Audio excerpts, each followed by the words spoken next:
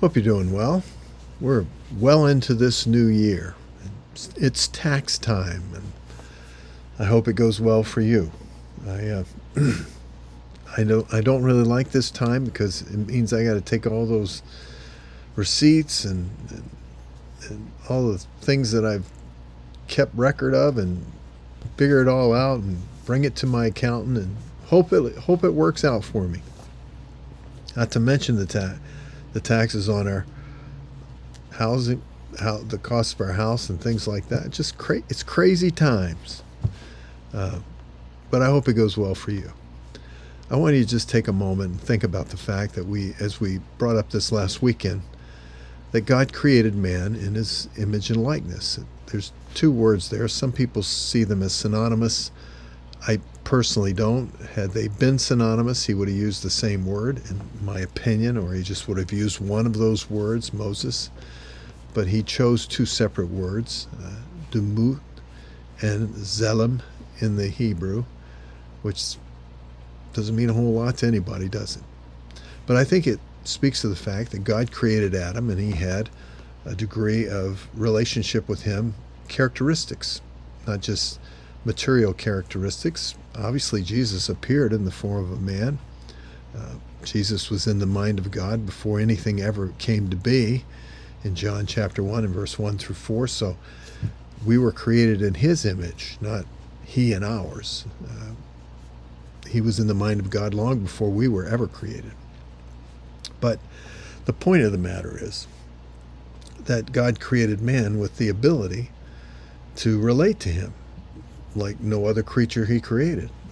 Actually, as we'll look at tonight, there's a dignity that God placed upon man in his creation. He imposed this incredible degree of worth and value and dignity.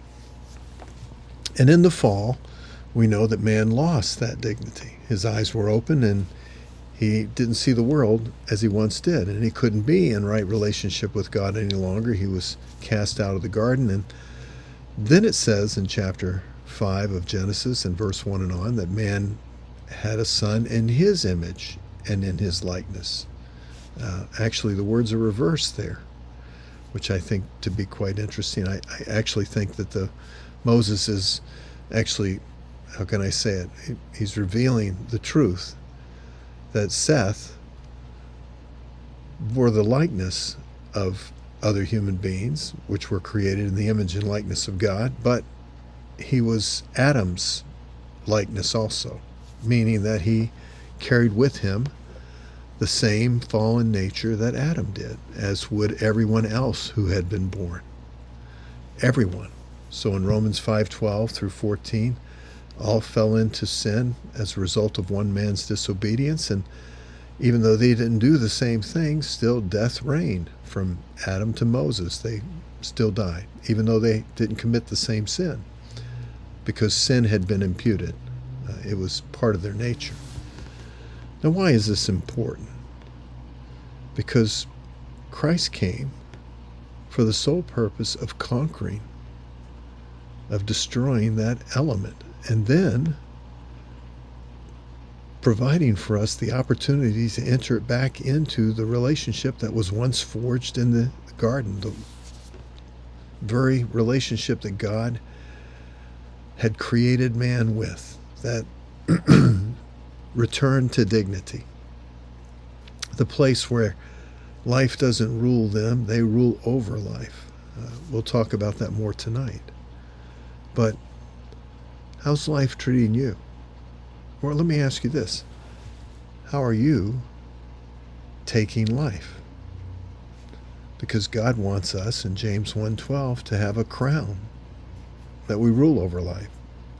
The crown of a victor, it says. Paul that said, I can be all things to all men. I can beat my body into subjection. I don't fight and beat the air. I'm very conscious of how I live and what I'm thinking and who I am. I want to get the victor's crown in 1 Corinthians 9:24 through 27. How's life treating you? Or, again, how you taking life? Life isn't just a neutral issue for us as believers. It's an opportunity. I was reading an article today. I actually have the article here. It was in the Epoch Times. And a quote from Viktor Frankl, I think very interesting. I believe the Jewish people, saved or unsaved, if they relate to the Torah, the law, the 5 books of Moses, and then the others that are enshrined as canon in the Jewish Bible, that they have an understanding, a relationship with the monotheistic God. Doesn't mean that they're saved.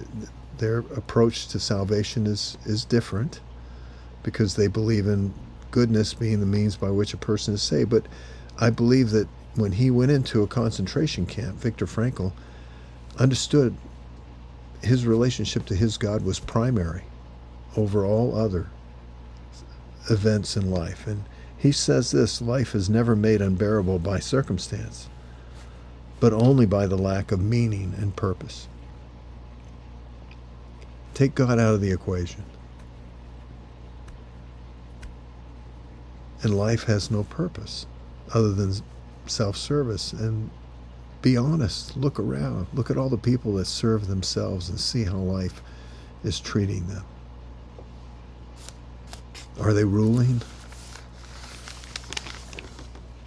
Are they winning? Then look at those people. Doesn't matter what station they have in life. Doesn't matter how much they possess. Doesn't matter whether they've achieved some grand goal or anything else.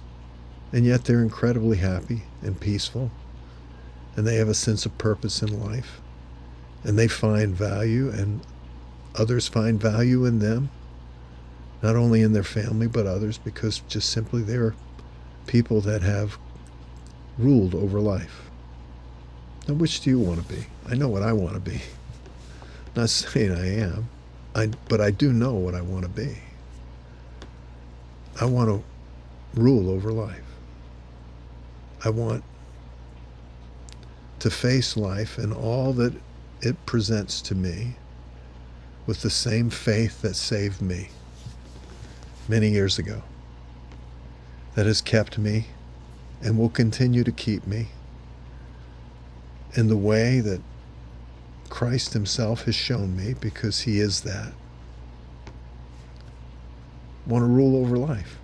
I want my grandkids to know that Sue and I, we ruled over life. Life didn't rule over us. I want them to understand that as a value and a true, honest, how can I say it, asset of life. That it's not what we have on this earth, but it's who we have come to know and the way that we relate to life, not the way it affects us. Till next time, friends, God bless you.